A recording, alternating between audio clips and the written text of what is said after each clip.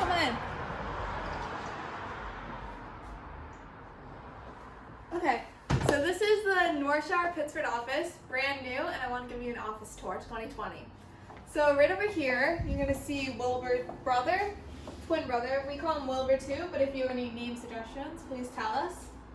And then over here we have something very similar to the Park Ave office, but a little more modern, something a little different. We again have the hand weaving kind of thing, whatever you want to call it, my mom did. I think it looks amazing. A lot of people love it. Right over here we just have some chairs to fill up the space. They look amazing.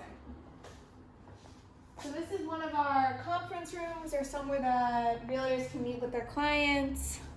Somewhere nice, clean looking, modern. And again, we have the same thing going on in here. And actually, this is an old picture of Rochester, and my dad, Craig Schmitter, had me cut them all out and put them in the frames, and I think it looks really cool. Definitely a unique art piece. Then over here is the back room. We have some drinks. Again, I like to keep it nice and stocked. Bathroom, home sweet home. And that's pretty much the Pittsford office. It's small, but it's cute, and it's modern, sleek, and we love it.